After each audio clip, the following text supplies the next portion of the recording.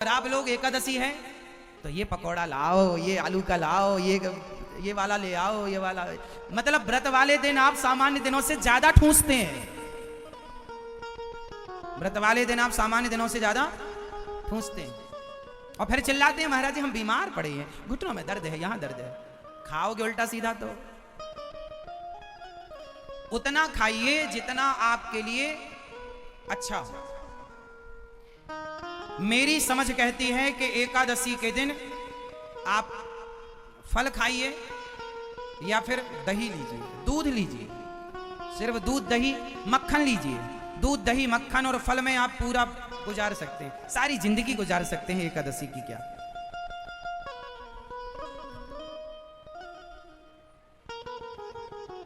तो खान पान जितना शुद्ध होगा उतने अच्छे। सवेरे योग करेंगे, आज से कितने लोग योग करेंगे सवेरे, जिम्मेदार नागरिक बनेंगे?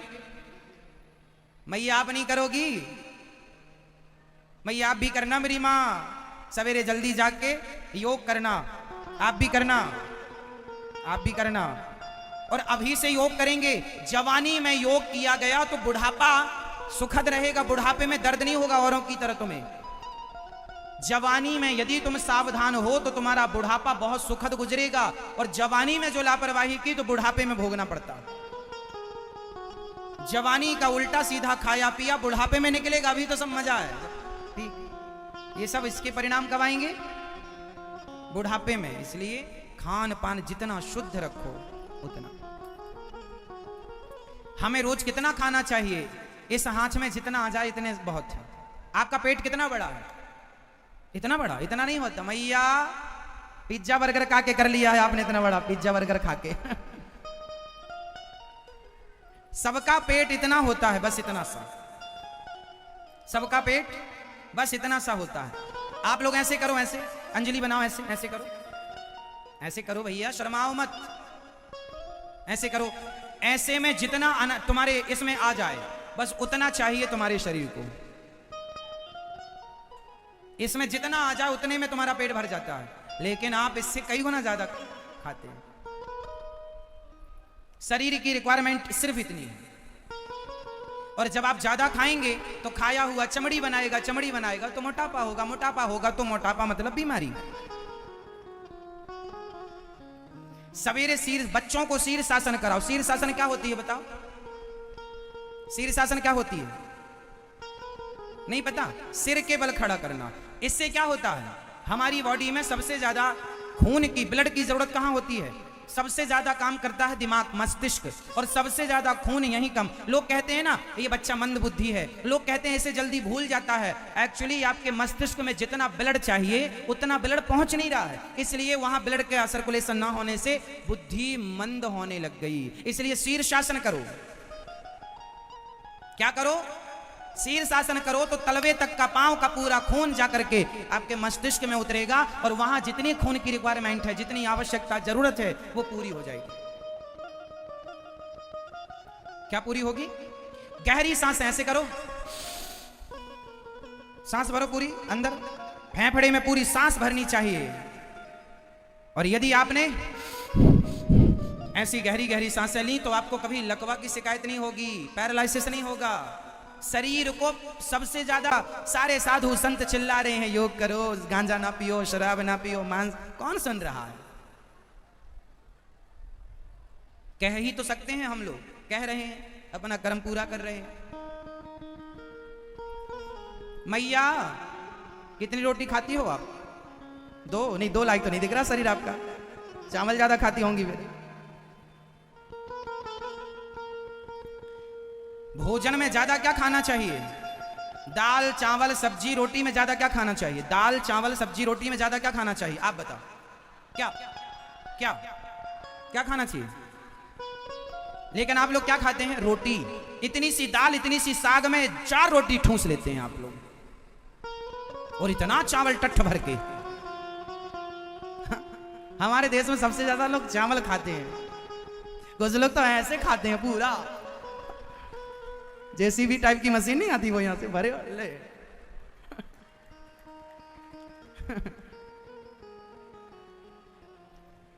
जबकि सबसे ज्यादा क्या खाना चाहिए? सबसे ज्यादा प्रोटीन दाल में होता है, सबसे ज्यादा हेल्दी सब्जियां होती हैं, सब्जी ज्यादा खाओ। आप अपना पेट सब्जी और दाल से भरो, सलाद से भरो, अंकुरित अनाज से भरो, रोटी 1-2, चावल कटोरी भर थोड़ा। हम जरा सा चावल लेते हैं, जिस दिन चावल ले लेते हैं उस दिन रोटी नहीं लेते, जिस दिन रोटी ले लेते हैं चावल नहीं लेते। दाल 2 कटोरी पी लिया, सब्जी 2 कटोरी खा ली, ककड़ी खा ली, टमाटर खा लिया, अंकुरित अनाज खा लिए, दही पी लिया 1 कटोरी, हो गया दिन भर के लिए मस्त। जितना अच्छा खाओगे उतने स्वस्थ लंबे जियोगे। ना आंखों का चश्मा, ना कान की मशीन, ना कमर का दर्द, ना घुटनों का दर्द, ना ये ना वो ना। देखो आप लोग बैठे हैं ना, कुछ लोग ऐसे बैठ रहे हैं, कुछ ऐसे बैठ रहे हैं, ठीक। जब से कॉफी पीती हूं, लो दोनों में भेदभाव होगा, दोनों में झगड़ा होगा, क्योंकि विचार मैच नहीं करते। पति सब्जी खाता है, पत्नी दाल खाती है, अब विचार मैच नहीं कर रहे हैं। या फिर दोनों में से एक उसके हिसाब का बन जाए तो झगड़ा नहीं होगा। यदि विचार नहीं मिल रहे हैं तो झगड़ा होगा, विवाद होगा। इसलिए शादी के पहले लड़की को, लड़कों को देख लो। लड़की के माँ बाप लड़कों को अच्छे से देख लिया करो। शराबी तो नहीं है, लड़की की जिंदगी बर्बाद हो जाती है शराबी पति मिल जाता है तो। रोती हैं बेटियां कि शराबी मिल गया, बहुत कष्ट देता है शराबी, कोई सुख नहीं है किसी भी प्रकार का। इसलिए शादी के पहले खूब अच्छे से देखो, शराब तो नहीं पीता, गलत संगत में तो नहीं है, सेल्फ है, काम धाम करता है, उससे विवाह करो। किसी से भी ना बांध दो अपनी लड़की को भाग्य का बहाना बना के, जो भाग्य में था मिल गया। भाग्य के पहले भी तुम्हारे पास समझदारी है, सही निर्णय ले लो ना। जो मिलना है वो तो मिलना ही है, पर फिर भी हम कर्म तो अच्छे से अच्छा ही करते हैं। भाई दूध में मक्खी कोई धोखे से पी जाए अलग है, पर आंखों के सामने मक्खी पड़ी हो तो नहीं निकला जाता ना। क्यों?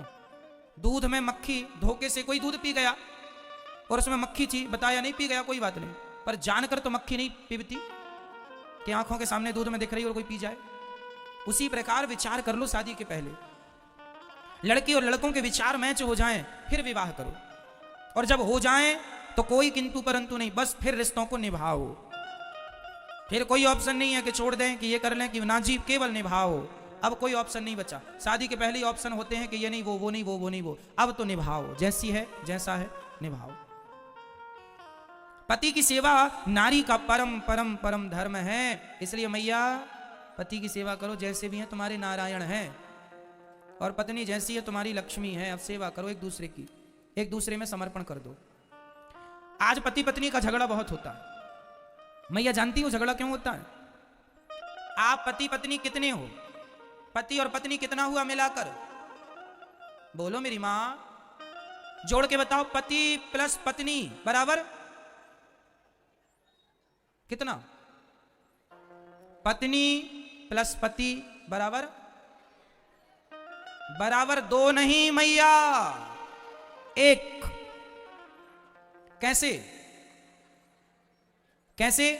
क्योंकि पत्नी को अर्धांगिनी कहा जाता है। पत्नी को क्या कहा जाता है? यदि पति और पत्नी आप 2 रहेंगे तो झगड़ा सदा होगा। जो लोग कह रहे हैं 2, उन्हीं के जीवन में झगड़ा है। और जो 1 हो गए तो एक आदमी 1 से कैसे झगड़ा करेगा? झगड़ा के लिए 2 चाहिए ना।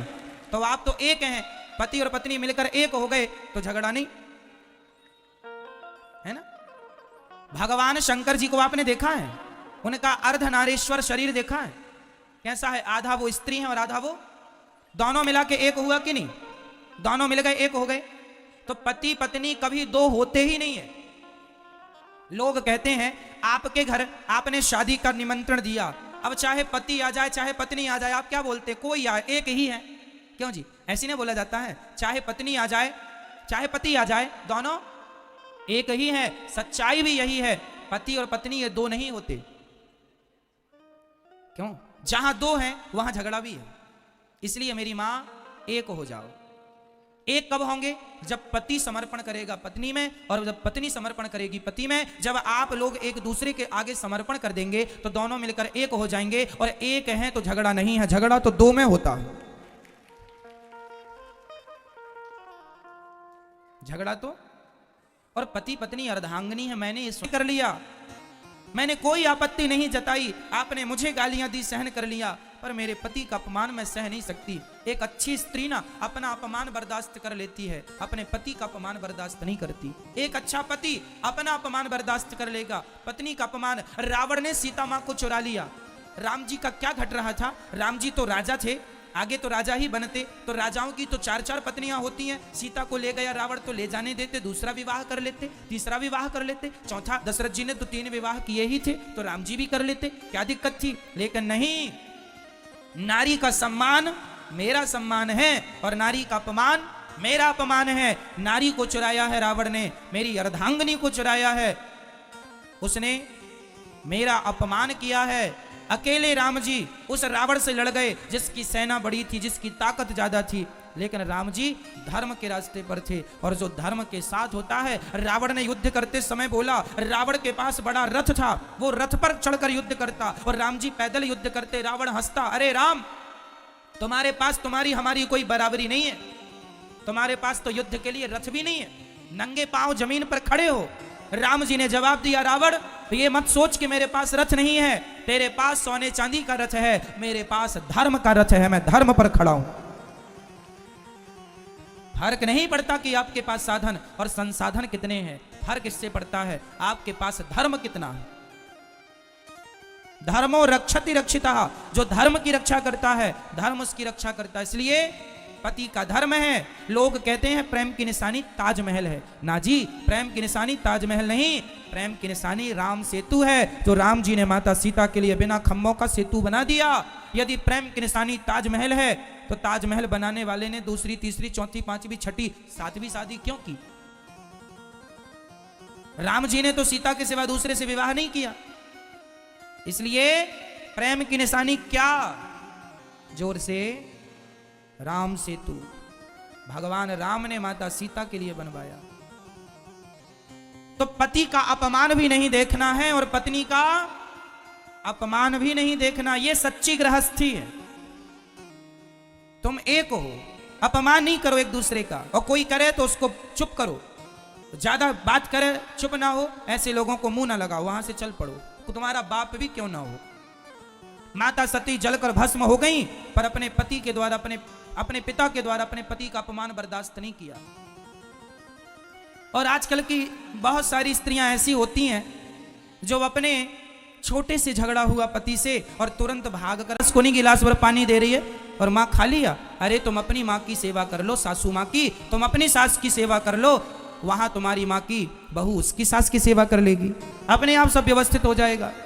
बेटियों को लगता है सास की सेवा ना करना पड़े, केवल माँ की सेवा मिल जाए तो मैं माँ को खुश रखूं। अरे सास भी तो माँ ही है, तुम्हारी बुद्धि ये कब ठीक होगी राम जाने। तुम सास को माँ नहीं समझती हो। जो समझती हैं मेरी माँ, जो बहुएं सास को माँ समझती हैं, ऐसी बहुओं को मैं प्रणाम करता हूं। मैं हर बहू के लिए ये आरोप नहीं लगा रहा हूं, जो ऐसी हैं उनके लिए है, आप बुरा ना मान जाइएगा। कुछ बहुएं ऐसी होती हैं जो अपने सास की सेवा ना करके केवल माँ का ख्याल रखती हैं, पर उनकी माँ के साथ भी तो वैसा ही होता है जैसा तुमने अपनी सास के साथ किया है। ईश्वर के घर देर है अंधेर थोड़ी है।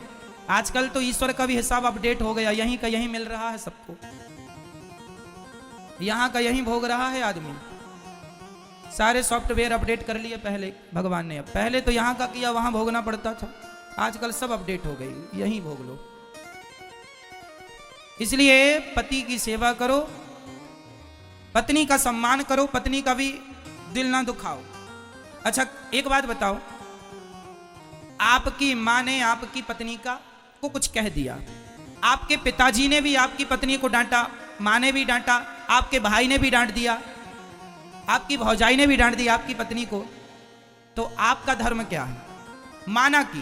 माना कि आपकी पत्नी को आपके पिता ने डांट दिया, आपकी मां ने डांट दिया, आपके भाई ने डांट दिया, आपकी भौजाई ने डांट दिया, मतलब घर के सारे सदस्यों ने आपकी पत्नी को डांटा, और आपको जब पता चला कि सबने डांटा, तो आपका धर्म क्या है? क्या धर्म है आपका उस समय? आप भी अपनी पत्नी को डांटोगे? यदि आप भी अपनी पत्नी को डांटोगे तो फिर सोचो कि उस पत्नी का आपके घर में पक्षधर कौन बचा? कौन पक्ष लेगा? कोई एक तो ऐसा हो आपके घर में जो आपकी पत्नी का पक्ष लेता हो। यदि गलत है तो उसे समझाया जाए, पर छोटी छोटी बातों में सारे घर वाले उसे डांटें और उसका पक्ष कोई ना ले, तो मेरे भारत का कानून जानते हो कैसा है? यदि आप आपके खिलाफ कोई केस है और आप गए अदालत, तो वहां आपके पास कोई वकील नहीं है ना, तो सरकार अपनी ओर से एक वकील आपको लगाएगी और आपका पक्ष वो सरकारी वकील रखेगा। क्यों जी, है ना? तो एक महिला को कोई तो चाहिए जो उसके पक्ष में बोले। सास ने डांट दिया, ससुर ने, जेठानी, सब ने डांट दिया और पति ने भी चढ़ाई कर दी, तो फिर बताओ वो महिला अकेली हो गई उस घर में, उसको लगा इस घर में तो मेरा कोई नहीं है। इसलिए नारी पति का, ये पति का धर्म होता है कि जब घर में नारी पर संकट आए और झूठा आरोप कोई नारी पर, आपकी पत्नी पर लगाए, उस समय आपको अपने पत्नी का पक्ष लेना चाहिए। यही धर्म है। उस समय आपको अपने पत्नी का पक्ष लेना होगा, धर्म है ये। नारी अर्धांगिनी है, आपसे विवाह किया है, इसलिए उसका पक्ष आप लीजिए। कोई ना ले पर पति तो पक्ष ले भैया, और समझाओ अपनी पत्नी को। है उसके जो पुरुष केवल अपनी पत्नी को लेकर चलते हैं, अपनी मां को छोड़ देते हैं, अपने बाप को छोड़ देते हैं, ये पुरुष पुरुष नहीं है। अब इनके लिए हम क्या कहें, हम कुछ ना कहें, आप समझो। इसलिए पुरुष की जिम्मेदारी है तुम्हारी पत्नी को भी समझाओ कि तुम्हें माँ बाप की, सास ससुर की सेवा करनी है, और तुम भी अपने माँ बाप की। एक अच्छा परिवार, एक सफल गृहस्थी वही है जिस गृहस्थी में उसकी माँ, मेरी माँ प्रसन्न है, मेरे सेवा से मेरे पिता प्रसन्न है, और मेरी पत्नी और मेरे बच्चे भी प्रसन्न है, तो सच्ची गृहस्थी यही है। यदि आपने केवल पत्नी को प्रसन्न रखा और अपनी माँ को सताया, यह गृहस्थी नहीं है। क्यों जी, बताइए, यही गृहस्थी की परिभाषा है क्या कि तुम अपनी पत्नी की बस सेवा करो, गुलामी करो, और मां तुम्हारी रोती रहे, अकेले बुढ़ापे में बना बना के खाती रहे? क्या ये समझदारी है? क्या ये गृहस्थी है? ना जी। सच्ची सदगृहस्थी है पुरुष को सबको लेकर चलना है। तुम्हारी पत्नी कहने लग जाए कि मैं तुम्हारी मां की सेवा नहीं करूं, समझाओ प्यार से, जैसे माने वैसे, कि सेवा तो करना है। हमारी मां कहां जाएगी, है ना? कहां जाएगी मां? यदि पत्नी कहने लगे पति से कि ये एक तरफ मैं खड़ी हूं, एक तरफ तुम्हारी मां है, मुझे चुन लो या मां को चुन लो, बताओ किसे चुनोगे? किसे चुनोगे? किसे? यहां तो आपका निर्णय यह होना चाहिए, यहां मां को चुनेंगे, मां बाप को चुनेंगे। पत्नी जिद करने लग जाए कि मैं तुम्हारी मां की सेवा नहीं करूंगी, तो फिर यहां फिर पत्नी का ये जिद करना ही गलत। फिर यहां पति अपनी मां को चुने, वो समझदारी है। पत्नी को चुन लेगा तो मां, बुढ़ापा मां का बिगड़ जाएगा, तुम्हारा लोक परलोक सब बिगड़ जाएगा। पत्नी को छोड़कर मां की सेवा करोगे तो लोक परलोक बन जाएगा, पर मां को छोड़कर पत्नी के तलवे चाटोगे तो लोक परलोक दोनों बिगड़ जाएगा।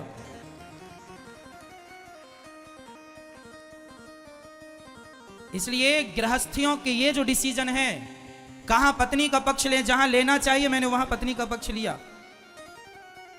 पर पत्नी जिद करे कि मैं तुम्हारी मां की सेवा नहीं करूंगी, तो यहां पत्नी गलत है। उस समय पुरुष अपने धर्म का पालन करे। तो ये गृहस्थियों के बड़े कठिन कठिन उतार चढ़ाव आते हैं। भगवान ना करे कि ये कठिन उतार चढ़ाव आपके जीवन में आए, पर आपके जीवन में ये आए तो डिसीजन क्या होने चाहिए, मैंने हर प्रकार का डिसीजन आपको बताया। मैंने जो भी निर्णय दिया उनमें से कोई निर्णय गलत तो नहीं दे दिया मैंने आपको? क्यों जी मैया, मैंने कोई रास्ता गलत तो नहीं बताया आपको? इसलिए मेरी मां गृहस्थी बहुत संभल कर चलानी होती है। छोटी छोटी बात पे विवाद नहीं करना पड़ता। अच्छा, आखिरी सवाल गृहस्थी से जुड़ा हुआ मेरा, बताओ गृहस्थ जीवन में गृहस्थी को चलाने के लिए सबसे ज्यादा जरूरी क्या है? बेईमानी से क्या अपना जो अपना है वो। अच्छा सुनो, किसी की आप लो मत और अपनी एक रत्ती छोड़ो मत। जो आपका है उसे छोड़ना भी नहीं है। ऐसा नहीं कि तुम्हारे घर में कोई कब्जा कर, काहे कर लेगा भैया कब्जा? मारो, केस करो। दुर्योधन ने कब्जा कर लिया पांडवों के घर में, तो बाद में महाभारत हुआ। फिर काहे कब्जा करेगा भैया? तेरे बाप का है। अपना किसी का देखो, किसी का लो मत, किसी का 1 रुपए मत लो और अपना 1 रुपए मत छोड़ो। बात समझ में आई? रिश्ता भाई भाई का और हिसाब पाई पाई का। रिश्ता भाई भाई का और हिसाब पाई पाई का। रिश्ते की जगह रिश्ते को रखो और हिसाब की जगह हिसाब में रिश्ता ना आवे और रिश्ते में हिसाब ना आवे।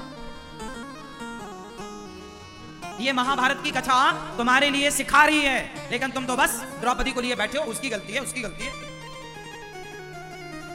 मिलेगी द्रौपदी ना, बात करेंगे ठिकाने से।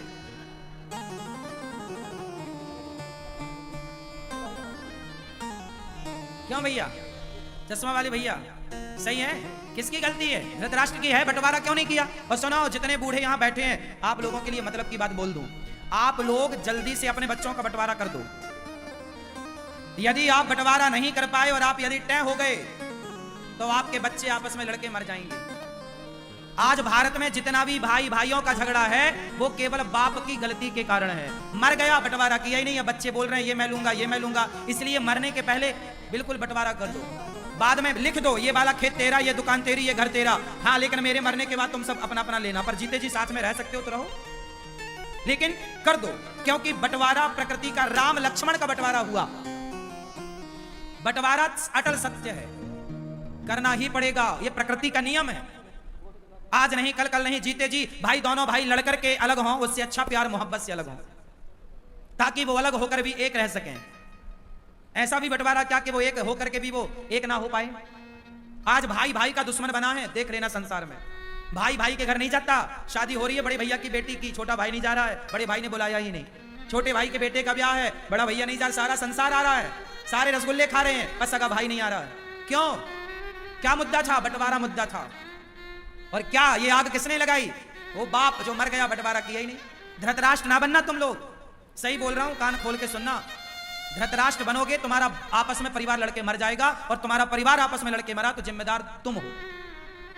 परिवार में यदि फूट पड़ती है तो जिम्मेदार बूढ़े होते हैं। तुम कहां थे जब तुम्हारे बच्चे आपस में लड़ रहे थे? तुम कहां थे जब तुम्हारे बच्चों में आपस में वो द्वेष पैदा हो रहा था, घृणा पैदा हो रही थी, नफरत? तुम क्यों नहीं आग बुझाए? यदि आग लग जाएगी घर में तो तुम जल्दी जाके बुझाते नहीं हो क्या? पानी डालते हो, कैसे भी करके बुझाते हो। ऐसा थोड़ी कि आग लगी तुम तमाशा, हाँ हाँ लगी आग जलने, ऐसा थोड़ी होता है। कहीं आग लगेगी आप तुरंत जाओगे बुझाओगे। ऐसे जब भाई भाई के बीच में आग लगी, क्यों नहीं बुझाया? क्यों नहीं बुझाई? क्यों धधकने दी आग? और आज रोते हो कि भाई भाई लड़ रहे हैं। मेरी बात मानो, भाइयों को प्यार से रहना चाहिए, लेकिन मैंने वही बात बोली, रिश्ता भाई भाई का और हिसाब पाई पाई का। जिस घर का हिसाब पाई पाई का होगा उस घर के रिश्ते भाई भाई मिलजुल के रहेंगे, और जहां हिसाब पाई पाई का ना होगा वहां भाई भाई कभी मिलजुल के रह ही नहीं सकते। क्यों मैया, सही है कि गलत है? सास क्या करती है?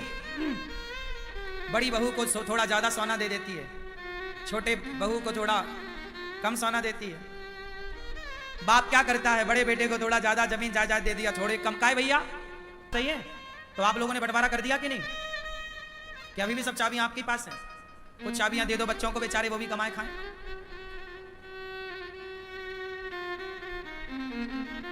बच्चे कैसे हों? माँ बाप तो ऐसे हों कि परफेक्ट बंटवारा करें, पर बच्चे ऐसे हों कि बच्चे इतना सेल्फ डिपेंड बन जाएं, इतनी मेहनत करने वाले हों, इतने अच्छे हों कि उन्हें बाप की संपत्ति लेने की जरूरत ही ना पड़े, वो बाप से ज्यादा कमा करके दिखाएं, लड़ने की जरूरत ना पड़े। ऐसा बेटा हो। आपको बाप के टुकड़ों पे क्यों पलना हो? आप मेहनत करके कमाओ, आप अपने बाप से भी ज्यादा कमा सकते हैं, आप में काबिलियत है तो, और नहीं है तो बाप जितना देगा वो भी तुम बेच के नाश कर दोगे। तो महाभारत का मूल कारण क्या है? बंटवारा ना होना। दूसरा कारण, महाभारत क्यों हुआ? भीष्म पितामह सबसे बलवान थे।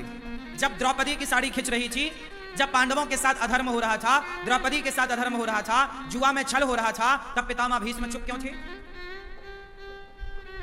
बच्चे गलत कर रहे हैं और घर का बूढ़ा चुपचाप तमाशा देख रहा है, तो महाभारत जरूर होगा।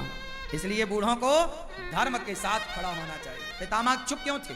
ये सवाल आज भी पितामह से पूछा जाता है। पितामह, जब द्रौपदी की साड़ी खिंच रही थी आप चुप क्यों थे? क्यों नहीं दो थप्पड़ जमाया, तलवार निकाल के काट देते? एक दुशासन को काट देते तो 99 कटने से बच जाते। एक को काट देते तो 99 बच जाते। एक को नहीं काटा तो 99 और कट गए। इसलिए क्या पितामह का धर्म नहीं था कि दुशासन का हाथ पकड़ के 4 थप्पड़ जमाते गाल में? क्यों रे मूर्ख, भाभी के कपड़े उतारेगा? बोलो, क्या पितामह बलवान नहीं थे? अरे पितामह को इच्छा मृत्यु का वरदान था। पितामह सबसे दिग्गज बलवान थे। अपने गुरु परशुराम जी को युद्ध में संतुष्ट किया। क्या लगता चुड़ फूक मारते ना दुशासन उड़ जाता? पितामह के सामने क्या बल था दुशासन का? बोला नहीं पितामह ने। महाभारत हुआ। जहां बोलने की जरूरत है ना बोला करो, और जहां चुप रहने की जरूरत है वहां चुप रहा करो। गलती करी तो बाणों की सैया मिल गई। हाँ तुम भले पितामह हो पर कर्म दंड भोगना पड़ेगा। चलो बाणों की सैया लो, ये दंड था, चुप रहने का तमाशा है और चुप रह लो। इसलिए चुप रहने की जरूरत नहीं है, बोलने की जरूरत है। कब तक चुप रहोगे? भारत का हिंदू चुपचाप बैठा है, इसलिए भारत के गांव के गांव आज हिंदुओं के कन्वर्ट हो गए और कोई मुस्लिम धर्म अपना रहा है, कोई क्रिश्चियन बनता जा रहा है। पूरा भारत परिवर्तन धर्म परिवर्तन की आग में झुलस रहा है और सारा हिंदू समाज चुपचाप भीष्म पितामह की तरह तमाशा देखने बैठा है। क्या आज भारत में धर्म परिवर्तन नहीं हो रहा है? बोलो जोर से। हो रहा है, पर तुम बैठे तो हो पितामह की तरह। कौन बोल रहा है? तुम्हारे बगल का भाई जो हिंदू था, रामलाल था, अब वो क्रिश्चियन हो गया है। क्या कर रहे थे आप? तब भी द्रौपदी है। गांधारी का योगदान क्या सुनो। ये वही गांधारी है जब दुर्योधन पे संकट आया तो बोलती हैं कल सारे कपड़े उतार के आ जाना, मैं तुझे देखूंगी, पट्टी हटाऊंगी आंखों की, मेरी शरीर की, मेरी नजर तेरे शरीर पर पड़ेगी, तू वज्र का हो जाएगा। ये बात पता है आपको कि गांधारी ने बोला था आखिरी में कि सारे कपड़े उतार के आना, मैं तुझे देखूंगी, क्योंकि गांधारी एक पतिव्रता नारी है और वो जिसे देख लेगी तो वो शरीर उसका वज्र का हो जाएगा, कोई मार नहीं सकता। ये एक पतिव्रत नारी का धर्म है। पतिव्रता नारी वो अपनी सारी शक्ति दुर्योधन में डालना चाहती हैं। गया दुर्योधन गया, भगवान ने देखा कहां जा रहा है, बोले मां ने बुलाया है। भगवान ने देखा कपड़े सारे उतार रखे थे, नंग धड़ंग जा रहा है, शर्म नहीं आती, कुछ तो लपेट। तो भगवान ने वो पत्तों की टॉवेल बना के लपेटवा दी, जांग वांग ढक गई। गया, गांधारी ने कहा कुछ कपड़े तो नहीं है, बोला कपड़ा नहीं है। खोला तो पूरा शरीर दुर्योधन का वज्र का हो गया, पर जांघों पर नजर नहीं पड़ी चूंकि पत्ते से ढक रखा था। तो गांधारी ने कहा कि ये तूने, मैंने बोला था ना तू सारे कपड़े उतार के आना, ये टॉवेल क्यों लपेट रखा था? अरे बोले कन्हैया, बोले गांधारी बोले कन्हैया नहीं चाहता। श्राप दे दिया कन्हैया को कि जैसे मेरी आंखों के सामने मेरा वंश समाप्त हुआ है कन्हैया, जैसे मेरे बच्चे आपस में लड़कर मर गए, तेरा वंश भी आपस में लड़के मर जाएगा। तो भगवान श्री कृष्ण के 56 करोड़ यदुवंशी जो आपस में लड़के मरे, वो गांधारी माता का श्राप था। अब बात क्या थी, वो मुद्दे की बात सुनो। अब मैं आपसे एक सवाल करूं, गांधारी माता ने आंखों की पट्टी हटाई किसके लिए? बोलो, दुर्योधन के लिए। अच्छा, अब गांधारी माता कहीं मिले तो सवाल करना, माता गांधारी सुनो, सवाल आपसे है कि जब आपने दुर्योधन पर संकट आया तो आंखों की पट्टी उतारी, जब द्रौपदी पर संकट आया था तब आपने आंखों की पट्टी क्यों नहीं उतारी थी? तब आंखों की पट्टी उतार कर दौड़ करके तुमने द्रौपदी की लाज बचाई होती, एक नारी होकर नारी की आबरू बचाई होती, तो आज तुम्हारे आंखों के सामने तुम्हारा वंश का नाश ना होता। कहां थी गांधारी जब द्रौपदी की लाज लुट रही थी? क्यों नहीं डांटा?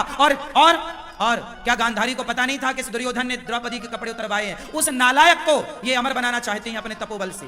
उस नालायक को उसने आज एक द्रौपदी की साड़ी उतरवाई है। यदि ये नालायक अमर हो गया दुर्योधन, तो ना जाने कितनों की साड़ियां उतरवाएगा। जब ये सगी भाभी को नहीं छोड़ रहा है तो समाज में किस बहन बेटी को छोड़ता है?